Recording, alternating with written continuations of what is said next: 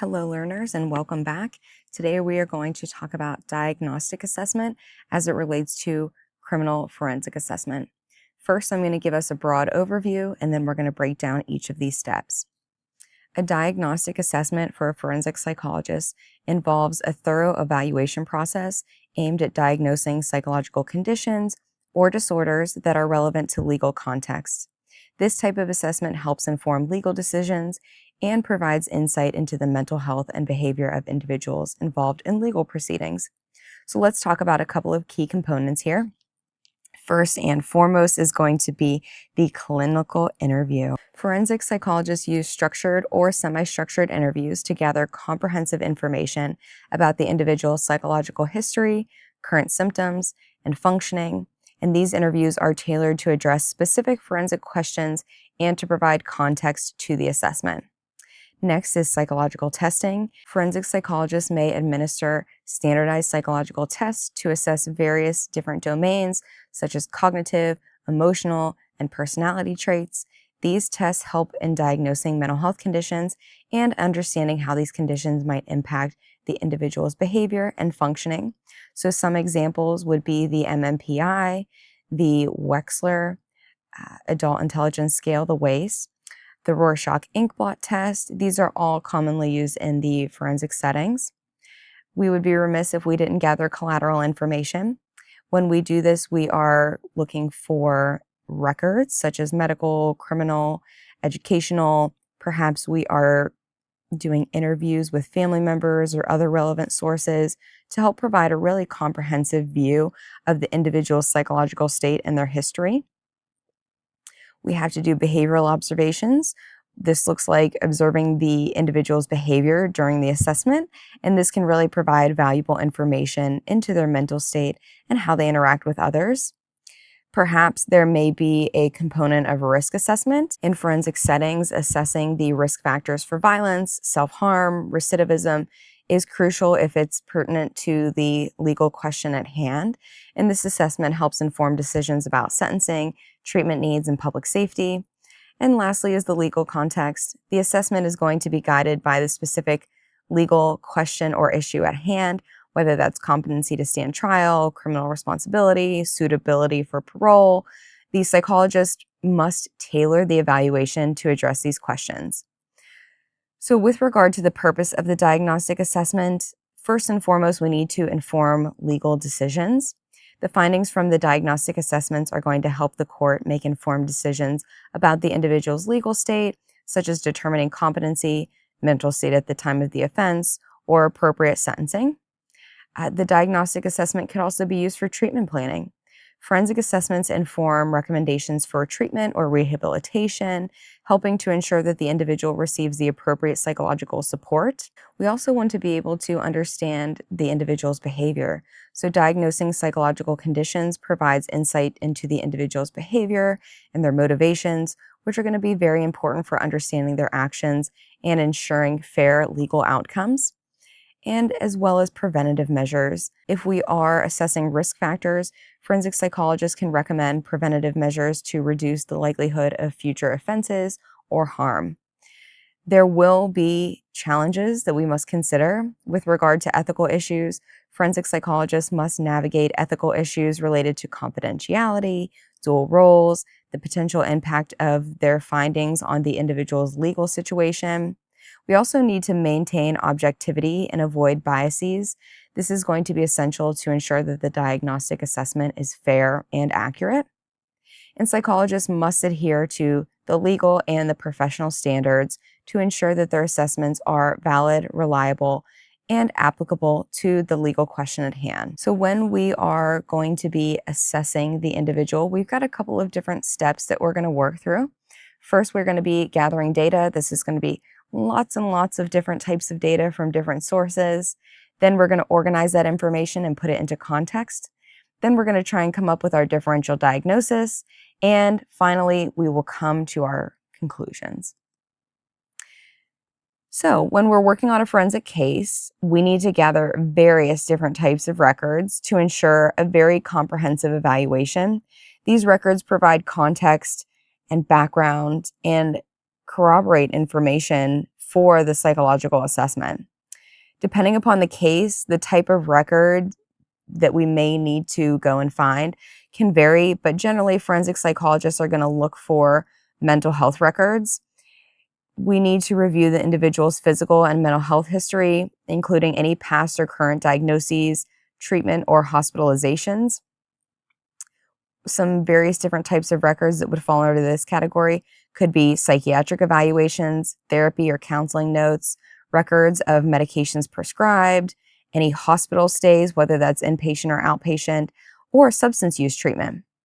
Similarly, we're going to be trying to find criminal records to understand the individual's history of criminal behavior and interactions with the justice system. These types of records may be arrest records, police reports, court documents for any previous charges or convictions, probation or parole records, or prison records, including behavioral reports as well.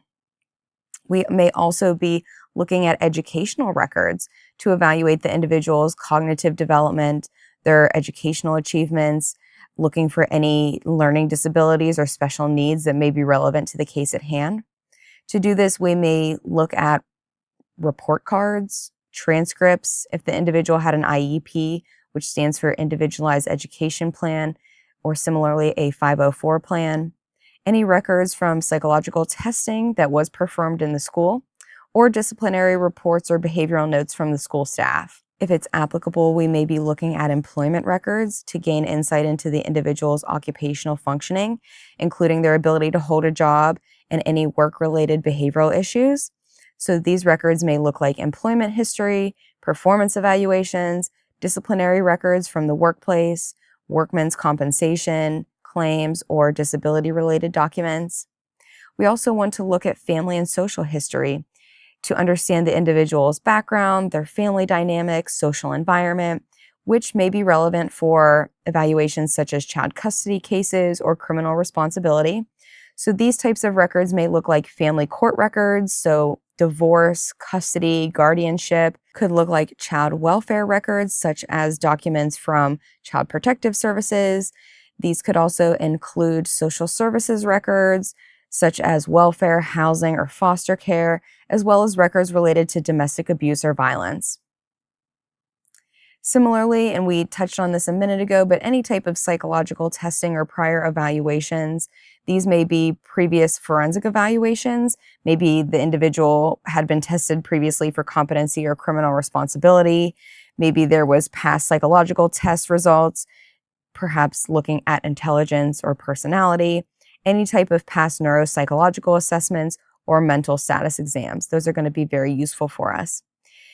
If appropriate to the situation and to the person, military records to assess the individual's history of military service, which may provide insights into their psychological state, particularly if the question is involving PTSD, post-traumatic stress disorder, or potentially a TBI, traumatic brain injury. Some of the documents we may be looking at here could be discharge papers, so a DD-214, any type of medical records from military service, reports of disciplinary action or court-martial. Again, if appropriate, we may be looking at financial records. Cases involving financial crimes or disputes may require these types of records, and the forensic psychologist may need to review these documents to assess behavioral patterns or motives. Some of these may include bank statements, tax returns, financial affidavits, records of bankruptcy, foreclosures, or other financial disputes. When it comes to family law cases, we may be looking for records that focus on parenting skills, child well-being, and family dynamics.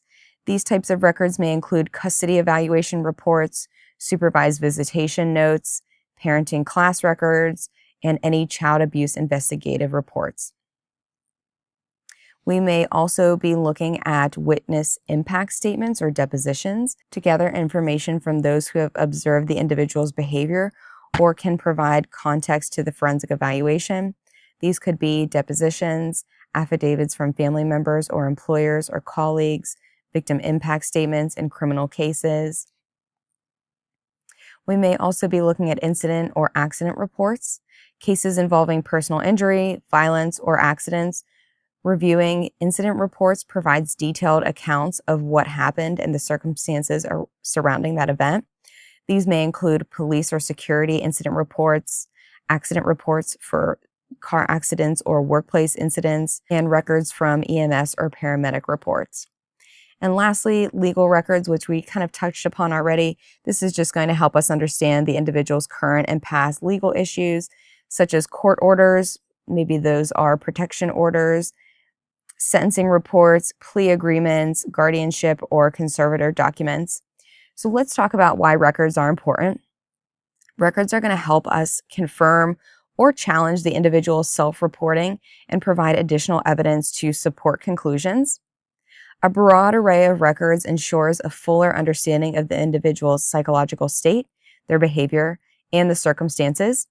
And then in forensic settings, these records have significant implications for legal decisions, such as competency to stand trial, criminal responsibility, or custody determinations. So by gathering a wide range of records, forensic psychologists can make informed, objective, and accurate evaluations that are going to be crucial for the court proceedings and thereby making legal decisions. We want to gather as much data as we possibly can. So let's spend some time on collateral information. So in addition to all the records that we are going to be gathering, we're also going to weave these types of questions about these records throughout the clinical interview. We're going to talk more about all of this in depth in a future slide, but there's a few bullet points here that you can look at as far as making sure that we hit upon past, current illness and functioning, the individual's family history, their education, their social and family dynamics, and then any criminal involvement from the past. With regard to mental status, we're going to spend much more time on this in a few slides here, so we're not going to touch upon this too much, but we are looking at the person's current functioning and then behavioral observations. So let's spend some time on collateral information. Collateral interviews are, again, a critical component of a forensic psychologist's evaluation because they provide additional perspectives and information that can either support or challenge the findings of the psychological assessment. So let's talk about why this is important using collateral information. Collateral interviews allow forensic psychologists to cross-verify the individual's self-reported information. This ensures that the psychologist has a more accurate understanding of the individual's history, their behavior, and their functioning. In forensic settings, individuals may have a motive to exaggerate or minimize certain aspects of their situation, maybe mental illness or particular behavior. Interviews with third parties can help to detect potential inconsistencies or falsehoods. When speaking to people who have had various relationships or interactions with the person that we are examining, such as family members, friends, co-workers, employers, even law enforcement, it gives a fuller picture of their personality, their behavior, and functioning across various different contexts. Interviews with parents or teachers or caregivers can provide critical developmental information, such as childhood behavior, academic performance, and early signs of psychological issues. Collateral interviews are going to be crucial for filling in the gaps. Collateral interviews can provide important context or details that may not be available in the written records or psychological tests. For example, witness may recall incident of a behavior or key personality trait that were not documented elsewhere. These interviews can help, like I mentioned, fill in the gaps in the individual's personal, social, and behavioral history, which is going to be particularly useful in legal cases where long-term patterns of behavior are going to be relevant. Collateral sources can offer more objective view compared to the individual who is being assessed, who may have personal reasons to present themselves in a certain way, for example, to avoid legal consequences or to appear more favorable in court. And these third parties can provide a more unbiased and realistic perspective. These collateral informants can also describe the individual's behavior in natural settings, such as home, work, or social situations, which provide insight that cannot always be observed in a clinical setting. In some forensic cases, the court may specifically request collateral information as part of the evaluation. Failing to gather this information could weaken the psychologist's findings or recommendations. And as forensic psychologists, we have an ethical obligation to provide a thorough and accurate evaluation, which includes gathering information from many sources. And this is going to help the assessment be full rounded and complete and unbiased. In cases involving risk assessments such as violence, recidivism, or child custody, collateral interviews provide vital information about any warning signs, past incidents, behavioral changes that may indicate future risk. For example, family members, coworkers, and friends may be able to identify subtle changes in behavior or attitudes that the individual may not be able to disclose or be aware of, which can help in predicting the potential for harmful actions. Collateral interviews provide evidence that supports the forensic psychologist's conclusions and recommendations, and it strengthens the credibility of the assessment overall, especially when it involves high stakes decisions like competency, criminal responsibility, or custody. These interviews, when documented, provide a well rounded basis for legal testimony, showing that the psychologist used multiple sources of information to arrive at their conclusion. And lastly, collateral interviews can shed light on the individual's environment, relationships, and social dynamics, which can significantly affect their mental health or behavior. This context is important for understanding the individual's actions in relation to legal questions at hand. Understanding how family dynamics, peer relationships, or work environments may contribute to certain behavior helps provide a fuller explanation during a forensic evaluation. And last on this slide, we've got testing. Of course, if testing is appropriate, which we are going to spend much more time on. We've already touched upon it a little bit in the previous lecture, but we are going to spend much more time on this in our time together. So we're just mentioning it here. If it is appropriate, we're going to do testing. Let's talk about mental status. The mental status examination, often abbreviated MSE, is a fundamental component of forensic psychological assessments, providing a structured approach to assessing a person's current mental functioning. In forensic settings, the MSE takes on added significance as it may be used to inform critical legal decisions such as competency, criminal responsibility, or the individual's risk for future dangerousness. And there are going to be lots of important components for the MSE. So we're going to break it down here on this slide and the next one. First, we're going to talk about appearance. The appearance of an individual can provide initial clues about their mental health and physical health, their cognitive functioning, and even their insight into their situation. This observation includes not only physical attributes, but also how the individual presents themselves in a forensic setting. So a couple of key components we want to look at when we are assessing appearance. First, we're going to talk about grooming and hygiene. Is this person well groomed? Are they disheveled? A person's grooming and hygiene may reflect their level of self-care. For instance, neglecting basic hygiene could suggest severe depression, psychosis, or cognitive decline. In forensic context, an individual who is disheveled may indicate a lack of insight into their mental health issues. Excessive grooming, on the other hand, could indicate obsessive compulsive tendencies or an attempt to control how they are perceived, which may be relevant in cases involving personality disorders. Next, it's going to be important that we look at the individual's clothing. The appropriateness of that person's clothing for the situation and the environment is going to be another key indicator. In forensic settings, appearing in the court in inappropriate or bizarre clothing, for example, wearing heavy winter clothes during the summer or overly eccentric outfits, may suggest cognitive impairment, mania, or delusional thinking. If the individual has disheveled or dirty clothing, this may suggest neglect, disorganization, or even homelessness, which are often linked to mental health issues such as schizophrenia or substance use. We also want to look at the individual's physical condition regarding weight and nutrition. So if the individual is extremely thin or obese, this could indicate possible eating disorders, substance use, or medical conditions that could potentially become relevant in the forensic assessment. We also are looking for any visible scars or injuries. Self-inflicted injuries too, such as cutting, may point to mental health issues such as borderline personality disorder or depression, while signs of physical abuse may indicate victimization. We also want to look at the individual's facial expression. A lack of facial expression or emotional reactivity may suggest conditions such as depression or schizophrenia. If the person has very excessive facial animation, such as excessive smiling, grimacing, or inappropriate facial expressions, this may indicate mania, a personality disorder, or an underlying neurological condition. With regard to forensic relevance, an individual's appearance can provide insight into their mental state at the time of the assessment. It may reflect the capacity for self-care, which is particularly relevant in cases where competency or responsibility are an issue. And they're also going to indicate an individual's insight or lack of awareness to their legal situation or their mental illness. Let's move on to behavior.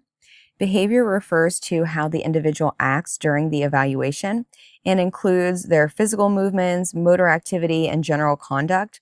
Behavior often reflects underlying psychological conditions and may give clues about the individual's mood, level of distress, or cognitive functioning. So with regard to a few key aspects that we're going to be looking for, motor activity. With regard to psychomotor agitation, this could look like restlessness, pacing, fidgeting. It may indicate anxiety, agitation, or mania. This may also be a side effect of a psychotropic medication, such as a neuroleptic. In a forensic context, excessive restlessness could suggest heightened stress or a mental disturbance related to the legal proceedings. We also want to look at psychomotor retardation. Slowed movement or speech, lethargy, or reduced activity could indicate depression or some type of neurological impairment.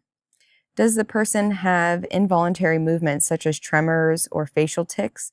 This may suggest substance withdrawal, neurological conditions, or again, medication side effects. Here we also want to be looking at eye contact. Is the individual engaging in appropriate eye contact or are they avoiding? Good eye contact generally indicates engagement, while poor or avoidant eye contact may suggest social anxiety, paranoia, shame, or even deception. Is the individual engaging in intense staring? Intense or unblinking eye contact may suggest underlying hostility, delusional thinking, or attempts to intimidate, which could be significant in forensic cases involving violence or criminal behavior. We're just going to touch upon speech a little bit. We're going to talk much more about that in a future slide, but we want to note the rate and the volume. Rapid or pressured speech can be a sign of mania, anxiety, or stimulant intoxication. Conversely, slow, halting speech may indicate depression, thought blocking, or cognitive issues. The content of speech is also going to be important. Is this person disorganized, incoherent, or tangential?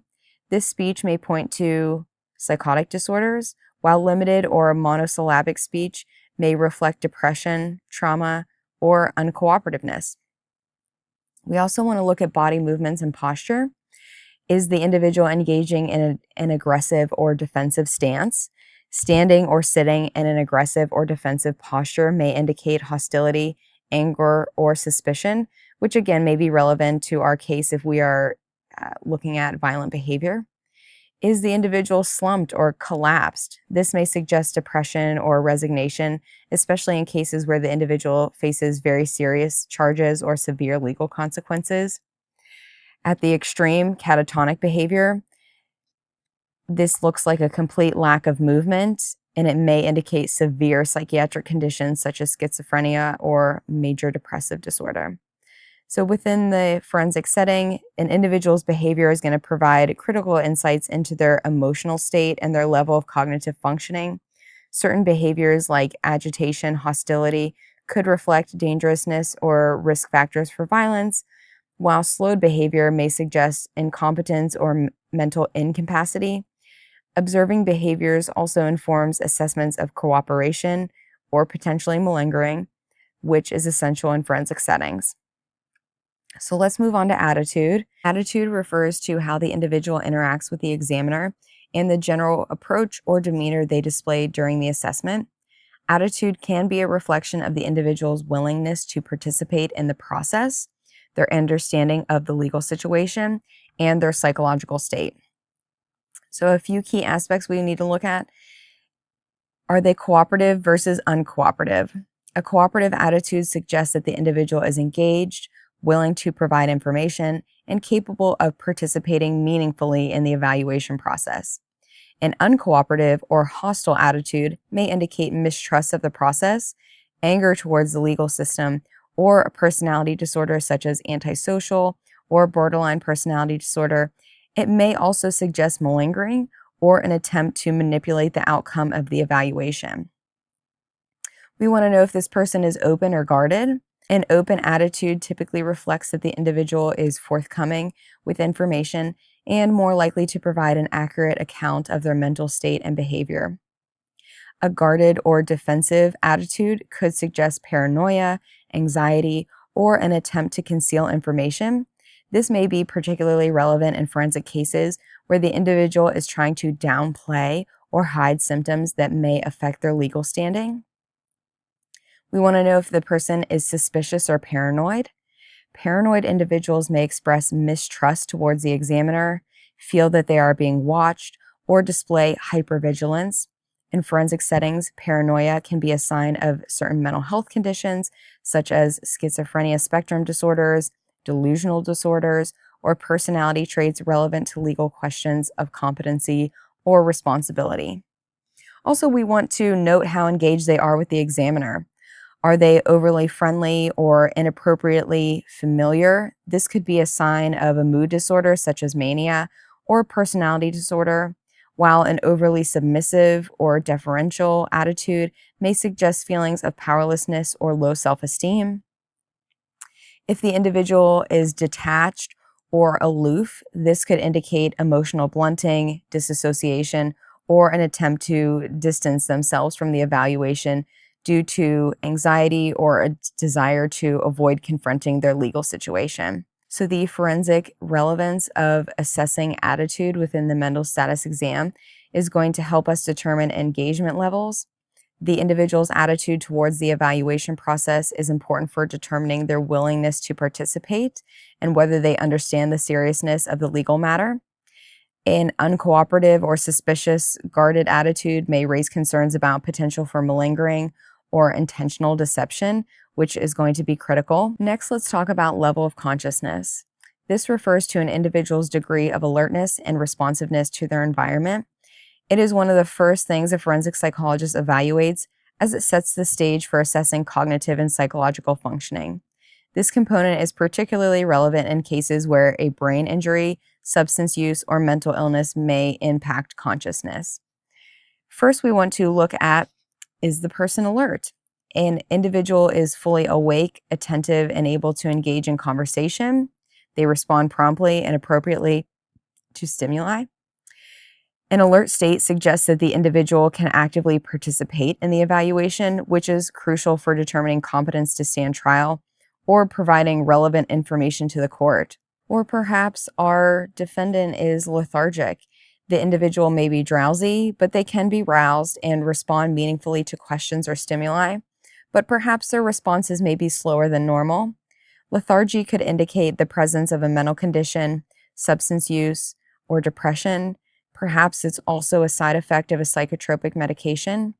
If someone appears lethargic during a forensic evaluation, it could impair their ability to fully engage in the legal process, which raises concerns about competency.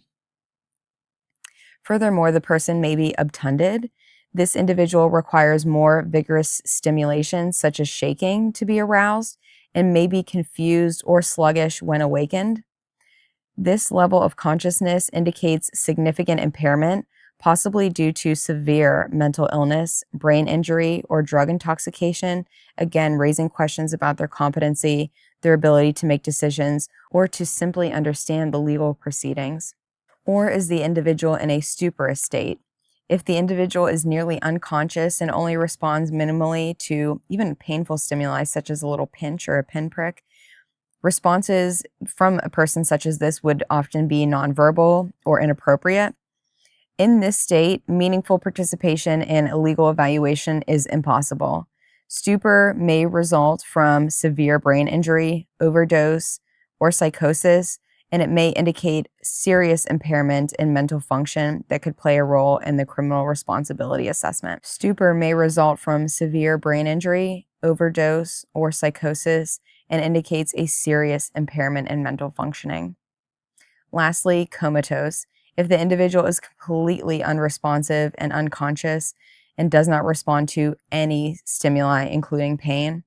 Coma is an extreme medical emergency, making any form of forensic evaluation impossible. However, prior consciousness levels may become relevant if they point to longstanding impairment affecting perhaps criminal responsibility or their ability to participate in a trial. So, with regard to level of consciousness, the forensic relevance is that a person's consciousness impacts their ability to understand legal proceedings, assist their attorney, or stand trial. Someone who is obtunded or stuporous would likely be deemed incompetent to stand trial. If there is evidence that the defendant was in an altered state of consciousness during the time of an alleged offense, for example, due to intoxication, psychosis, or trauma, this may influence evaluations of, say, for example, criminal responsibility. Let's start talking about orientation. This involves assessing whether an individual is aware of key aspects of their environment and self.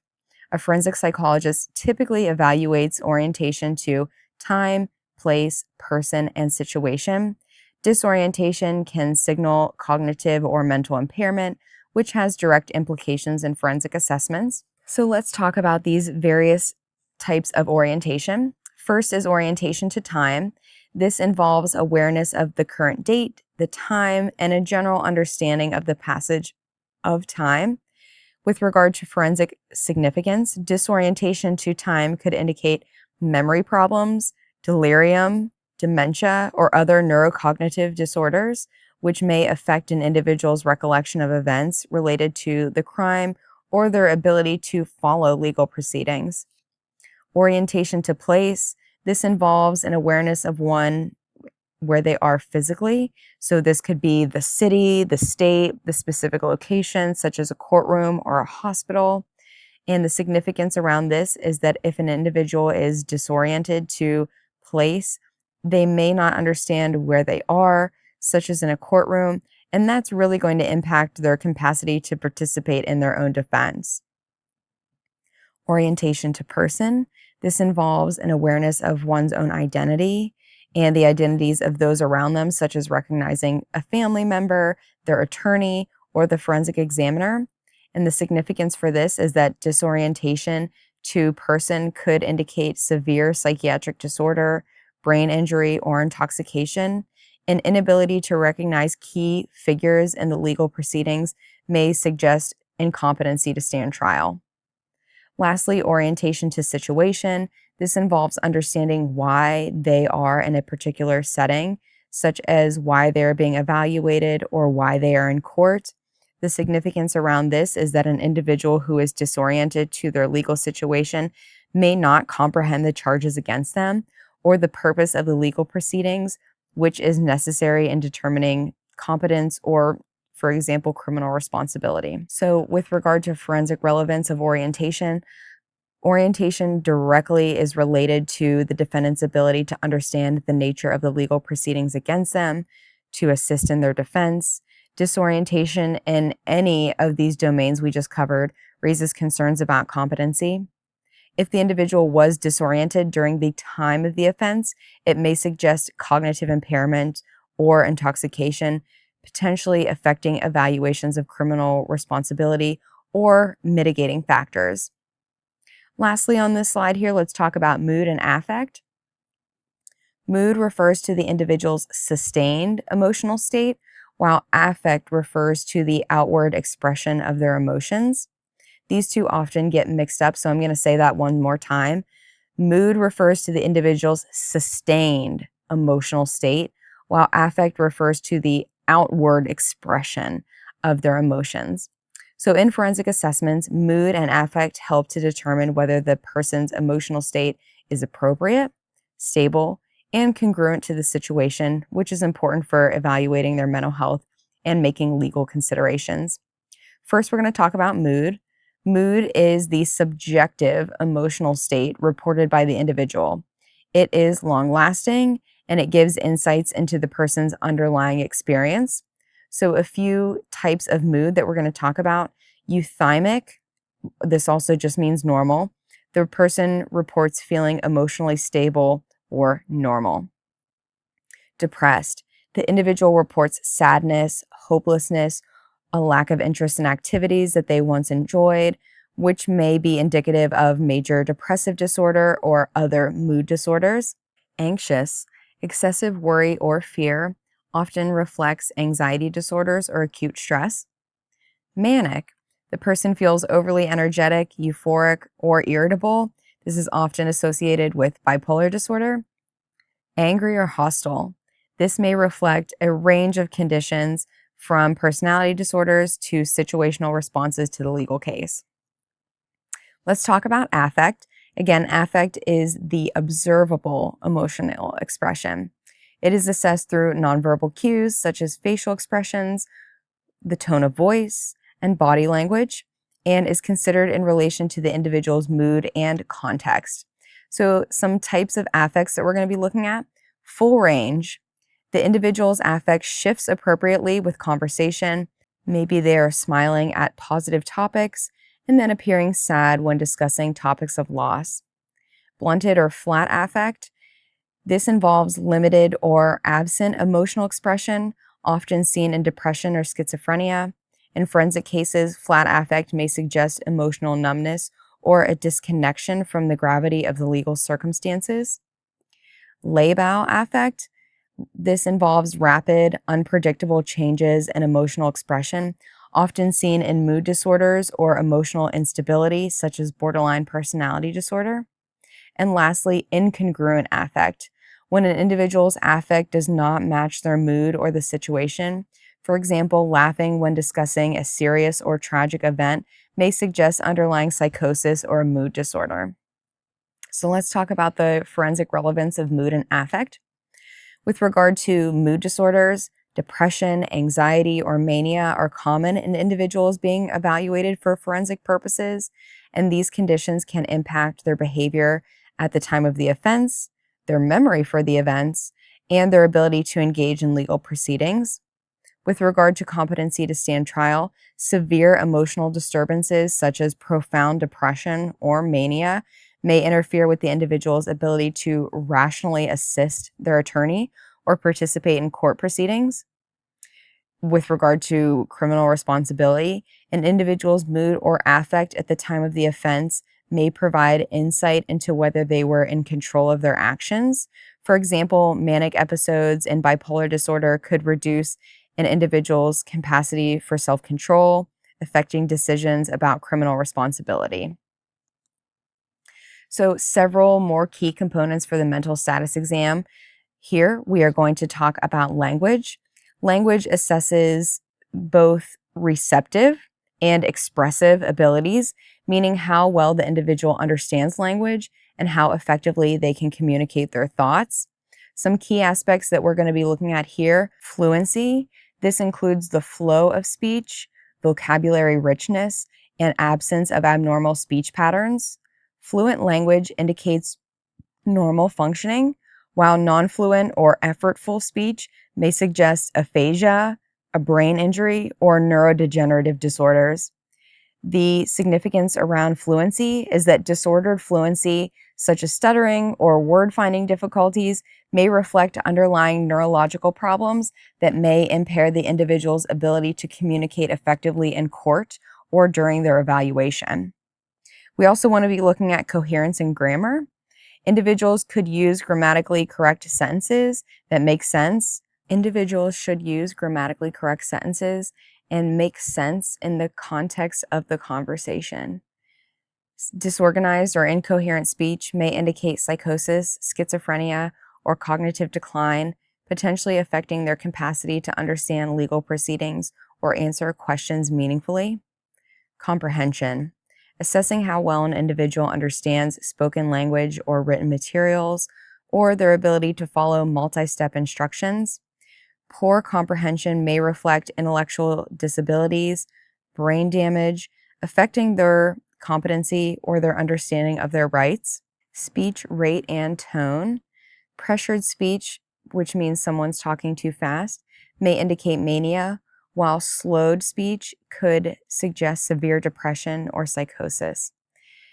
Next on this slide, we have thought process. We are just going to touch upon it here because we have an entire slide next where we're really going to get into this. So let's just move on to insight and judgment. Insight refers to the individual's ability to recognize and understand their mental state and the impact of their behavior on their current situation, including their understanding of legal issues. So a few key aspects here involve understanding of mental illness. The person's insight involves recognizing the presence of mental conditions and the associated effects. Individuals with poor insight may not recognize their symptoms or how these affect their behavior.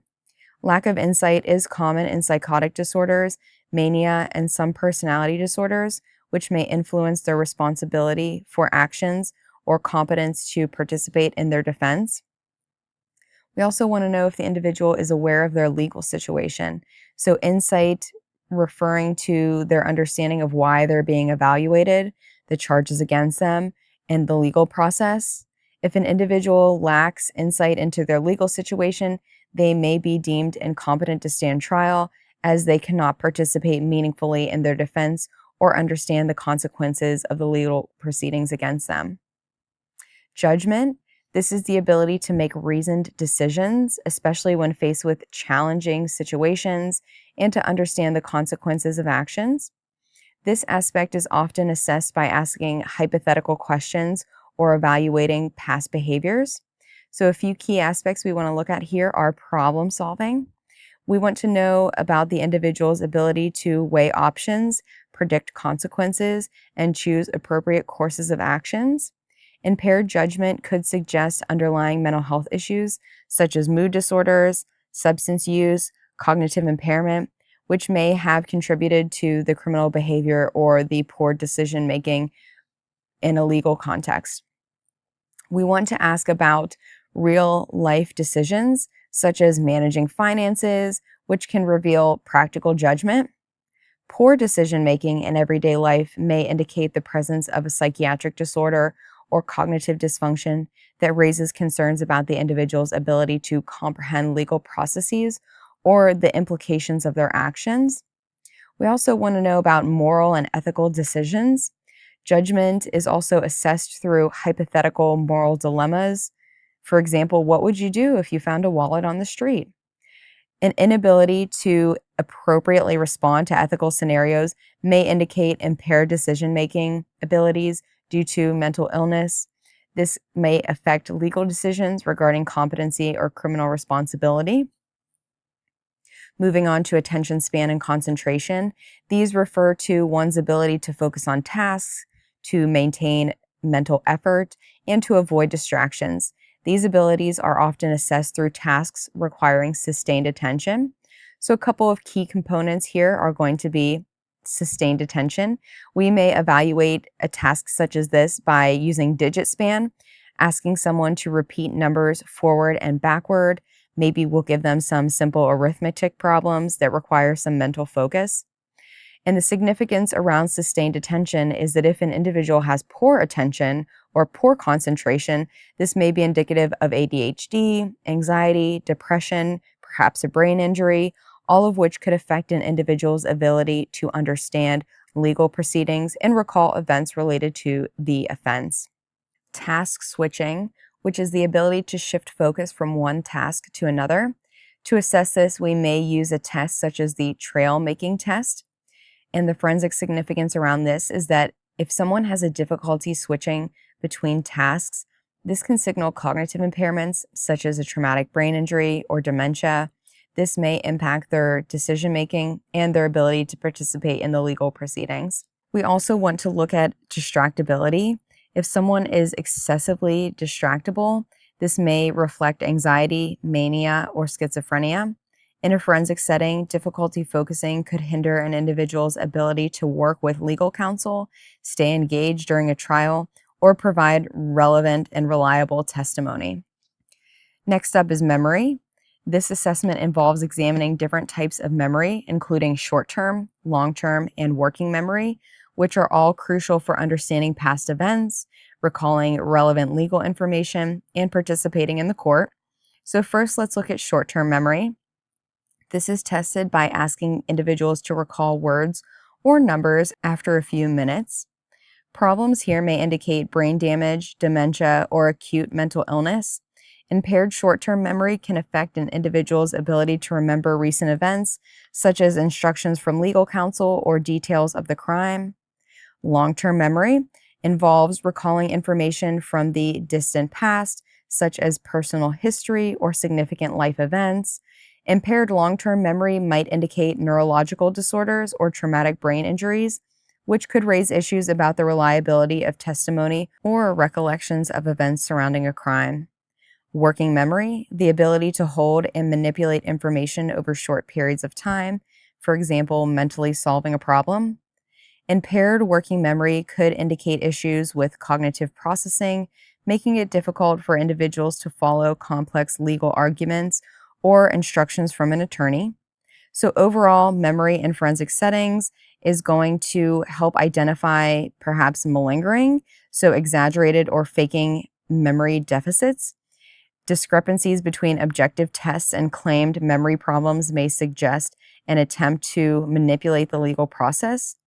If memory deficits are significant, they could affect assessments of criminal responsibility, especially if the individual cannot recall their actions at the time of the offense, perhaps due to intoxication or disassociation. Lastly, on this slide, we're going to talk about intellectual functioning. This assesses an individual's general cognitive abilities, including reasoning, problem solving, and abstract thinking. Forensic psychologists often estimate intelligence through conversation or by administering a standardized IQ test, such as the WACE. So some key aspects of this are going to be general knowledge, just asking the individual to identify current events, historical facts. Common knowledge questions help gauge intellectual functioning. And the significance around this is that if someone has poor general knowledge, it may suggest intellectual disability or limited education, which could influence legal capacity or legal decision making. Abstract thinking. This is assessed by asking the individual to explain proverbs. So, for example, what does "a stitch in time saves 9" mean? Difficulty with abstraction could indicate concrete thinking, common in schizophrenia or intellectual disability.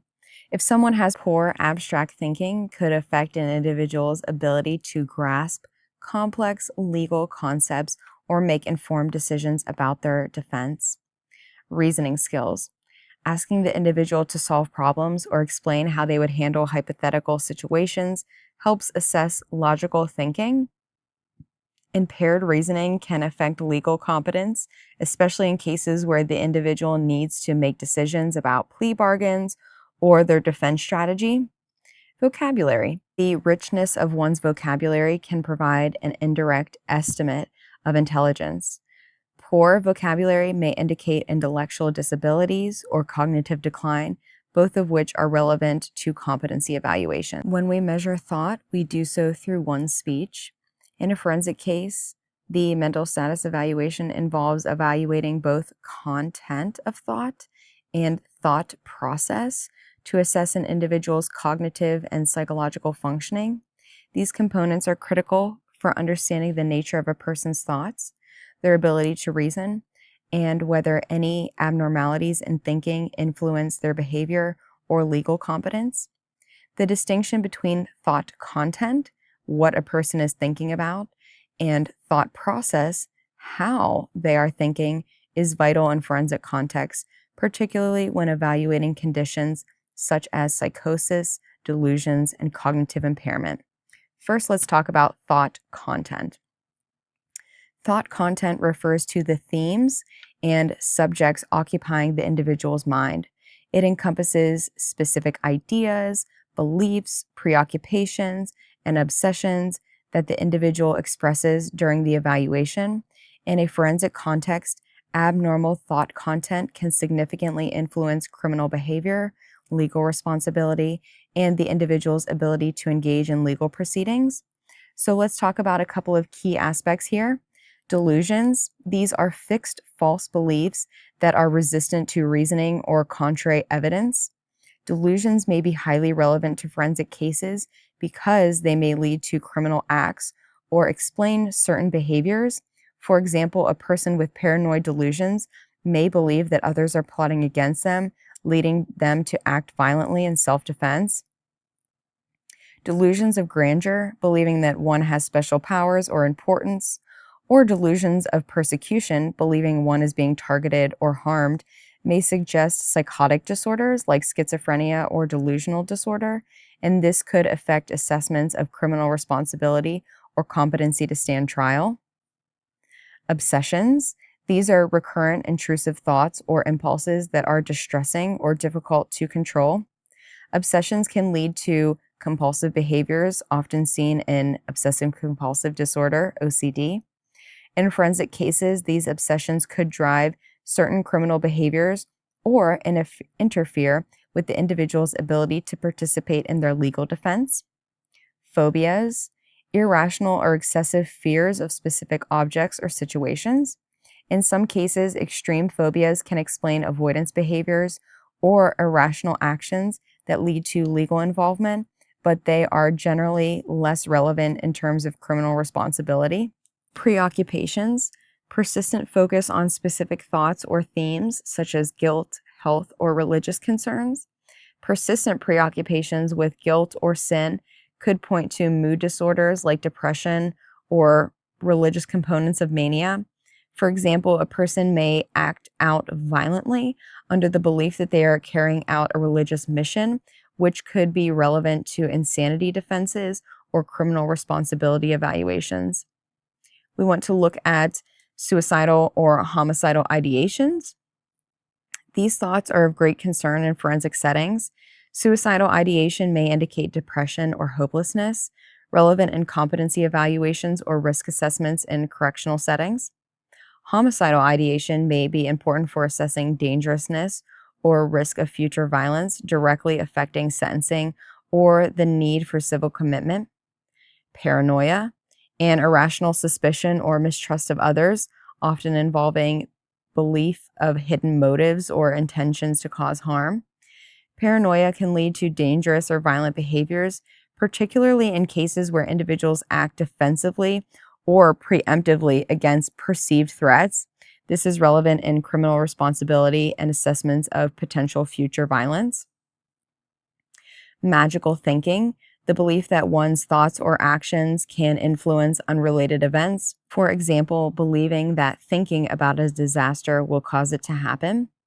Magical thinking is often seen in schizotypal personality disorder and psychosis, and could impair an individual's ability to understand their legal situation or make rational decisions about their case. Somatic concerns, excessive focus on bodily functions or health, often with no medical basis.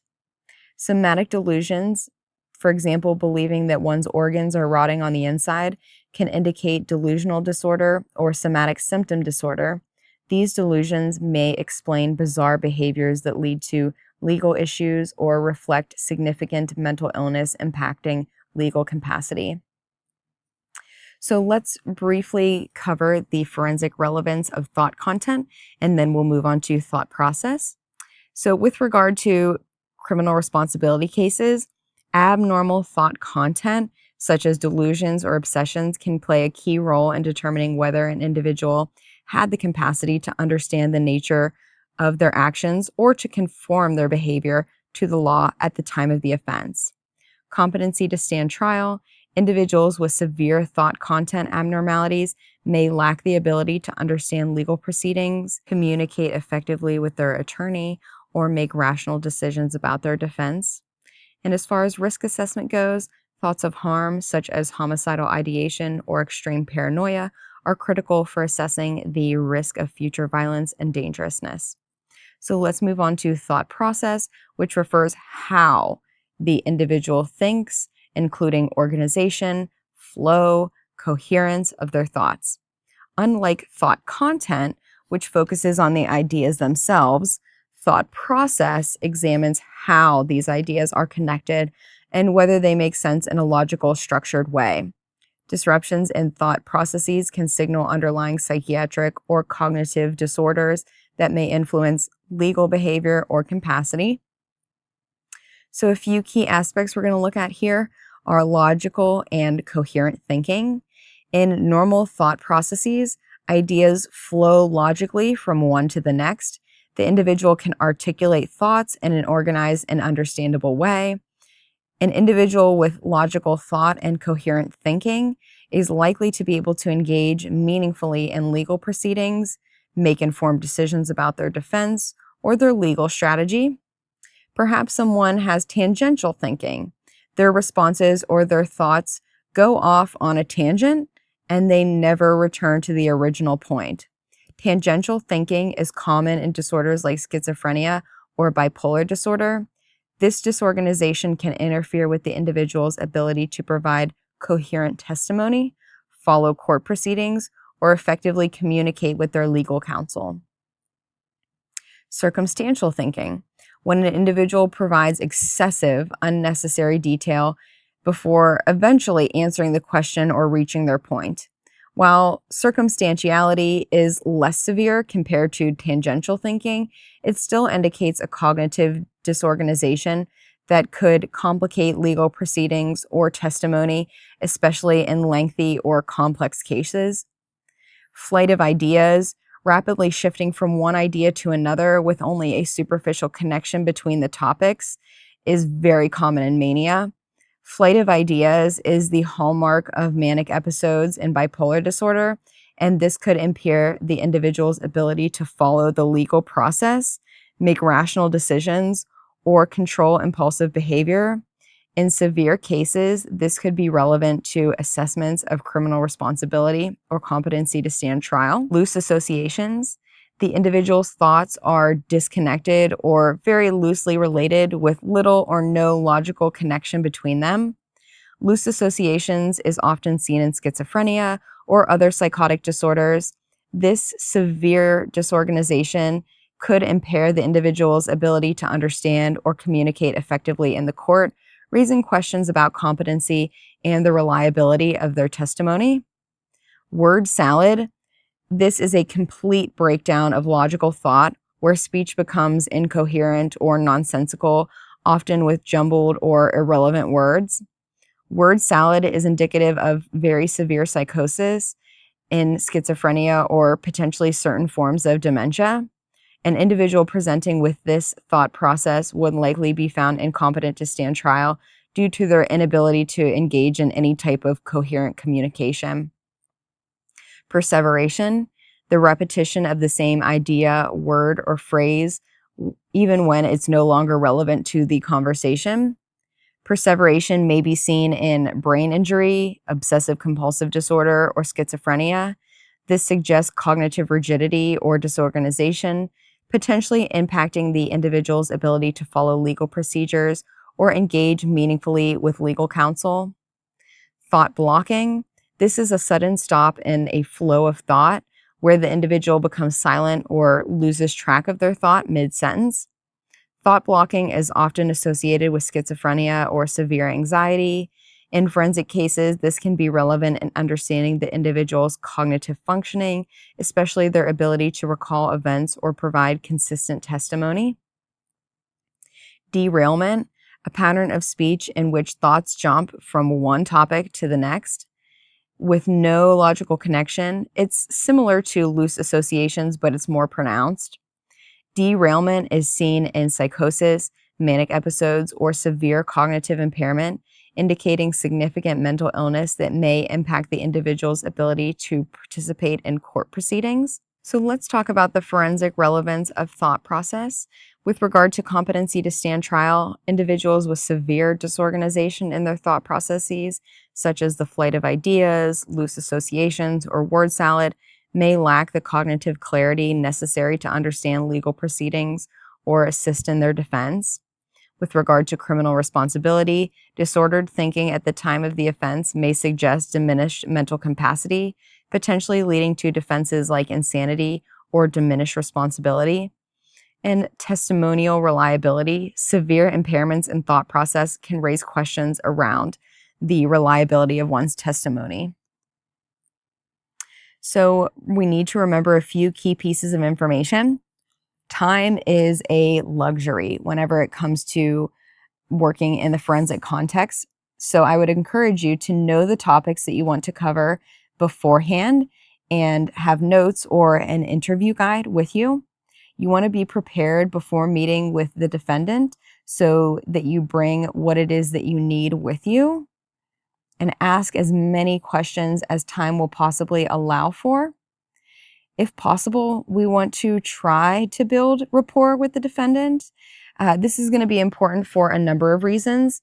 First, building rapport is going to help create a comfortable environment where the defendant is more likely to be open and honest. Defendants are often in stressful or unfamiliar situations, and without trust, they may be guarded or evasive, which could lead to incomplete or inaccurate information. So, good rapport allows the psychologist to gather accurate data for their evaluation, ensuring a better understanding of the defendant's mental state, behavior, and legal competence. When we build rapport, we are able to improve cooperation. Defendants may feel anxious, suspicious, or resistant to psychological evaluation, especially in forensic contexts where the stakes are high, such as criminal trial or competency evaluations. By building rapport, the psychologist can reduce this resistance and increase the likelihood of the defendant cooperating fully. This cooperation is essential for obtaining meaningful results in psychological tests, interviews, and other assessment tools.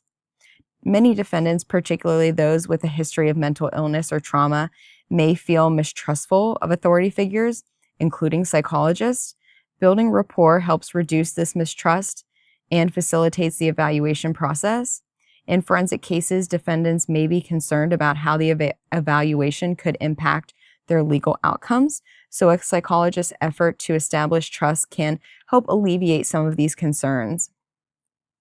Establishing rapport also allows the psychologist to better observe and evaluate the defendant's emotional responses, thought patterns, and behavior. When a defendant feels at ease, the psychologist can better assess their mental status, which we spent time at length talking about here today. So their cognitive functioning, their mood, their affect, their overall psychological state. Without that rapport, the defendant may withhold critical information or present themselves in a distorted manner, such as malingering or exaggerating symptoms, which could compromise the accuracy of the assessment. Forensic psychologists have ethical obligations to conduct evaluations in a fair, respectful, and non-biased manner. Building rapport aligns with the ethical standards, ensuring that the defendant feels respected, understood in these difficult circumstances as best as we can possibly offer that to them. This approach helps to uphold the integrity of the evaluation and contributes to the psychologist's role as a neutral, objective professional. Defendants may attempt to manipulate the evaluation by malingering, such as faking or exaggerating symptoms, to influence legal outcomes, such as avoiding responsibility for the crime. By building rapport, a forensic psychologist can better detect inconsistencies or signs of deception, making it easier to identify malingering attempts. When rapport is established, the defendant may be more willing to provide detailed personal history or background information, which is essential for comprehensive forensic evaluation.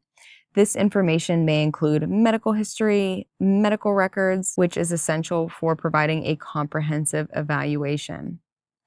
Forensic psychologists must maintain a neutral stance in legal evaluations, avoiding alliances or biases. However, building rapport does not compromise neutrality. Instead, it ensures that the defendant feels understood, respected, and it promotes fairness in the evaluation. This helps create a balanced environment where the psychologist can gather unbiased information while treating the defendant with dignity. So in sum, we want to build rapport as forensic psychologists to gather accurate and complete information, to ensure cooperation, and to create a respectful and ethical evaluation environment, ultimately leading to more reliable and fair assessments. As we are working with the defendant, we want to start at the beginning and go in chronological order.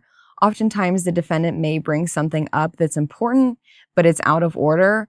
I encourage you to make a note of this and be sure to circle back to it.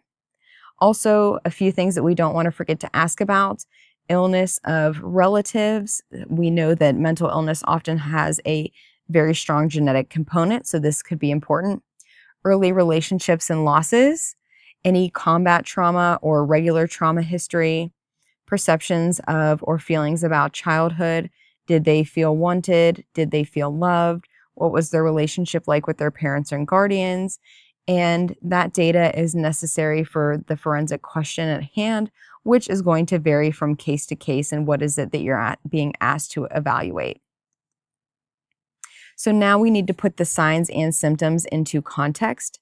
Signs are noticed by the examiner. Symptoms are experienced by the defendant. According to your expertise, is what the defendant reports and what you observe expected given the context? For example, is the defendant experiencing vivid imagery of being violently attacked, but no identifiable trauma has happened or any physical signs or symptoms of being attacked? Do the signs and symptoms collect together in one or more meaningful ways? For example, anhedonia, loss of appetite, sleep disturbance, and depressed mood. How did the signs and symptoms arise and how are they maintained? We need to be asking questions about the age of onset, how chronic these symptoms are, any precipitating events or triggers. Next, we need to look at differential diagnosis. This is crucial in forensic psychology because it ensures that the forensic psychologist identifies the correct mental disorder or psychological condition influencing the individual's behavior, which has significant implications in legal context. In a forensic setting, misdiagnosis or failure to consider alternate diagnoses can have very serious consequences for both the individual and the legal system. So let's talk about a couple reasons why differential diagnosis is very important. With regard to accurate legal outcomes, in legal cases, forensic psychologist diagnosis may affect critical issues like criminal responsibility, competency to stand trial, sentencing, or legal defenses such as insanity or diminished capacity. For example, distinguishing between schizophrenia and a personality disorder may influence whether a defendant is deemed competent to stand trial or qualifies for the insanity defense. So an accurate differential diagnosis helps to ensure that the legal system bases its decisions on a reliable psychological diagnosis. Differential diagnosis also helps to prevent misdiagnosis or misapplication of treatment. Many mental health disorders share overlapping symptoms. For example, mood disturbances can appear in both major depressive disorder and bipolar disorder, while psychotic symptoms may arise in both schizophrenia and substance use disorders. A differential diagnosis helps the psychologist to rule out alternative diagnoses and identify the root cause of the symptoms, leading to an appropriate diagnosis, treatment recommendations, which are going to be critical in the legal question of court-ordered treatment or for rehabilitation settings. Differential diagnosis also helps to inform risk assessment. In forensic cases, determining the correct diagnosis can affect the assessment of dangerousness or future risk of violence. For example, antisocial personality disorder and schizophrenia may present with aggressive behaviors, but the underlying cause and risk factors for future violence differ very much. A proper diagnosis allows for more accurate risk assessment and informs decisions about sentencing, parole, or civil commitment. With regard to competency to stand trial, issues around competency require the defendant to be able to understand the legal proceedings and assist in their defense. Some disorders like schizophrenia or intellectual disability may impair cognitive functioning in a way that affects legal competency, whereas others, like anxiety disorders or personality disorders, may not. So a differential diagnosis ensures that the appropriate disorder is identified and that competency determinations are based on accurate information. Some legal defenses, such as not guilty by reason of insanity, NGRI, or diminished capacity, depend on specific psychiatric diagnoses. A differential diagnosis helps to ensure the correct mental health condition is diagnosed so that it aligns with the legal criteria for such defenses. Misdiagnosing a disorder could lead to the inappropriate use of a legal defense, either allowing a defense that is not warranted or denying one that is. For example, a person with schizoaffective disorder may qualify for the insanity defense, while a person with antisocial personality disorder typically would not, as personality disorders are not usually grounds for the insanity defense. Avoiding the consequences of malingering. As we've discussed earlier, malingering is faking or exaggerating symptoms for some type of secondary gain, and this is a major concern in forensic settings, as individuals may attempt to simulate mental illness to avoid legal consequences. A comprehensive differential diagnosis can help a forensic psychologist distinguish between genuine mental illness and malingering by carefully evaluating symptoms, ruling out inconsistencies, and considering alternative explanations for the behavior. We also want to ensure fair and ethical evaluation. Forensic psychologists have an ethical obligation to provide accurate and fair assessments. By conducting a thorough differential diagnosis, they can avoid errors that may lead to inappropriate legal decisions. For example, diagnosing a defendant with a psychotic disorder when they have a personality disorder could lead to incorrect treatment recommendations, a misplaced insanity offense, or undue leniency in sentencing. We also want to guide appropriate interventions in cases where court-ordered treatment is required, such as rehabilitation or mental health care. The correct diagnosis informs the type of treatment that will be most effective. A differential diagnosis ensures that the defendant receives the appropriate interventions for their condition. For instance, someone with bipolar disorder may require medication management, while someone with borderline personality disorder may benefit more from therapeutic interventions like DBT, dialectical behavioral therapy.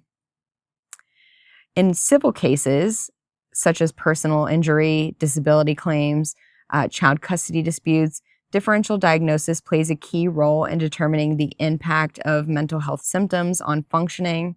Accurately identifying the correct disorder helps clarify the psychological, functional impairments and aids the court in making informed decisions about damages, compensation, or custody arrangements. Lastly, differential diagnosis improves the credibility of the expert testimony. In forensic psychology, the psychologist's conclusions may be scrutinized by the court, by opposing counsel, or by other experts. A thorough differential diagnosis demonstrates that the forensic psychologist has competence and reliability, increasing their credibility of their testimony. It also shows that the psychologist has considered all relevant possibilities, which is crucial for maintaining objectivity and neutrality in the court. So now that we've got our signs and symptoms, we need to make a list ordering it from most important to least important. So some of the things that I want you to ask yourself is, if I miss this, is there a danger? If the answer to this is yes, go ahead and put that at the top of your list. I want you to ask yourself, can something be done about this disorder? If so, we want to organize the easier to treat disorders towards the top of our list. Next, ask yourself, what is forensically most relevant? The more important that is, place it higher on your list. We want to talk about decision trees here. So a decision tree can be an invaluable tool for a forensic psychologist when making a differential diagnosis by providing a structured step-by-step framework to guide clinical decision-making. In the complex and very high-stakes environment of forensic psychology, where accurate diagnosis is absolutely critical for legal outcomes, a decision tree ensures that all relevant possibilities are systematically considered and reducing the risk of oversight and misdiagnosis. So let's talk about a couple of ways that a decision tree helps a forensic psychologist with their differential diagnosis. A decision tree offers a logical sequence of questions that guide the forensic psychologist through the diagnostic process. It allows them to systematically rule in or rule out different disorders by following a structured path based on the individual's symptoms, history, and clinical presentation. For example, a decision tree may start with, are psychotic symptoms present? If yes, it leads to questions about hallucinations and delusions, helping differentiate between schizophrenia and other psychotic disorders. where if we answer no to that question, it leads to questions about mood disturbances or exploring other diagnoses such as depression or bipolar disorder. This method ensures that all potential diagnoses are considered in a logical order rather than relying on intuitive or ad hoc judgment. In forensic psychology, it's critical to base diagnoses on established criteria. So we right now are using the DSM-TR, the text revision. So a decision tree built around this criteria makes it easier to ensure that each step of the process is evidence-based. By following a decision tree, the forensic psychologist can systematically evaluate whether the defendant meets diagnostic criteria for various disorders, ensuring an accurate differential diagnosis. So, for instance, a decision tree might first assess whether mood disturbance is primary or secondary to other conditions like substance use or medical conditions, helping to clarify whether a diagnosis of, for example, major depressive disorder or substance-induced mood disorder is more appropriate. Many mental health disorders share overlapping symptoms, such as depression, anxiety, or psychotic features. A decision tree assists in distinguishing between these overlapping conditions by breaking down symptoms and their context. This is particularly important in forensic psychology, where accurate diagnosis can affect legal outcomes, such as competency to stand trial or criminal responsibility. For example, a person presenting with psychotic symptoms could have schizophrenia, schizoaffective disorder, or substance-induced psychotic disorder.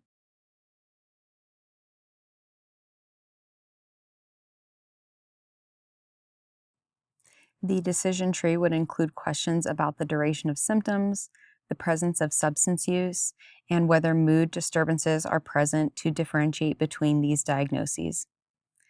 In forensic settings, some diagnoses have a more direct legal implications than others. A decision tree helps to prioritize diagnoses that are most relevant to the legal question at hand. For example, if the issue is criminal responsibility, disorders that affect the individual's ability to understand right from wrong or control their actions, such as psychotic disorders or intellectual disability, may take precedence over other conditions. The decision tree can guide the forensic psychologist to explore conditions that are most likely to affect legal competence or responsibility, and then move on to less critical possibilities. Psychologists, like all professionals, are vulnerable to cognitive biases, such as confirmation bias, which is favoring information that supports an initial hypothesis. A decision tree helps mitigate these biases by forcing the psychologist to follow a structured process that ensures all relevant factors are considered before arriving at a diagnosis. This is particularly important in forensic settings where the stakes are very high and errors in diagnosis have significant legal consequences.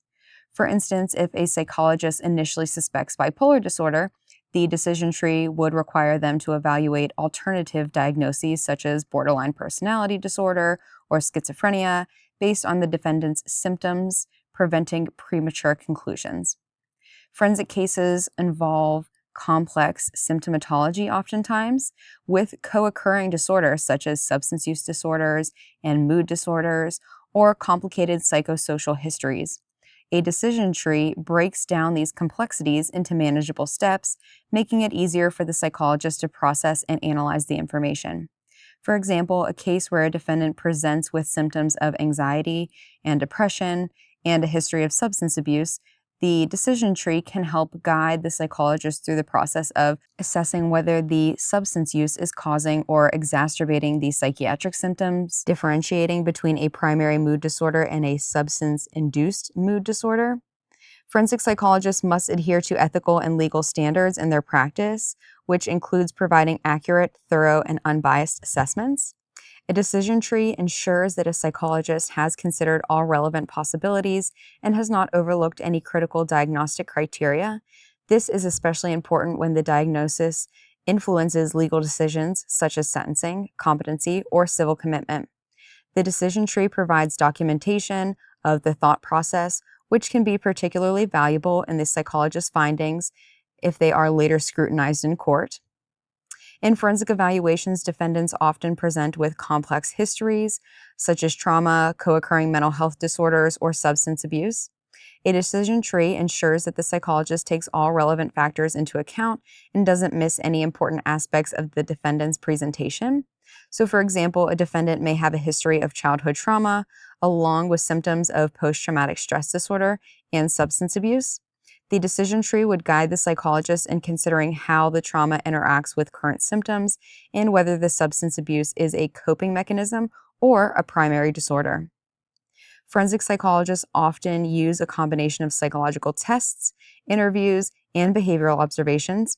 A decision tree can help interpret the results of these tests by guiding the psychologist through possible explanations for the test outcomes. This is especially useful in cases where test results may be ambiguous or contradictory.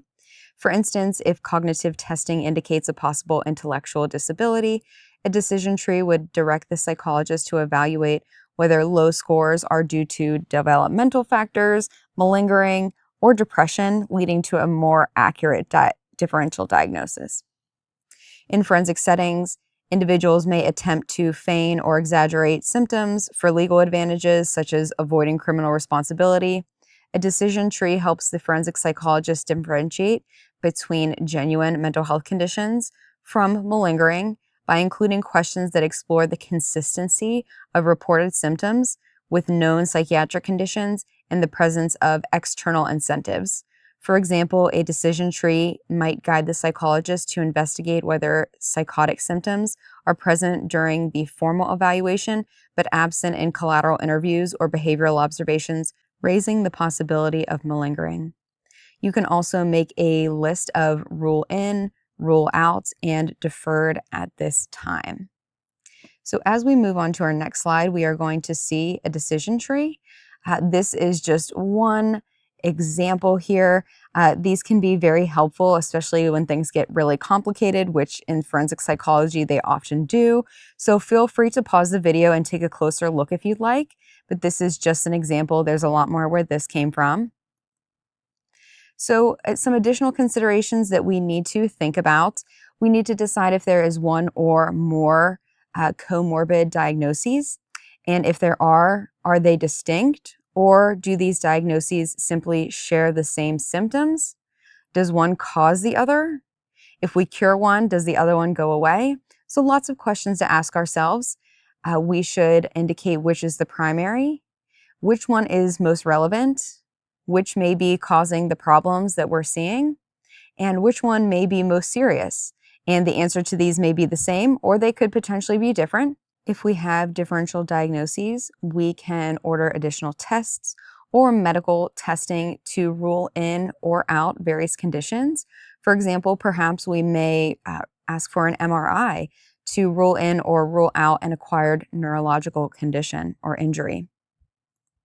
So finally, we are going to circle back to our referral question.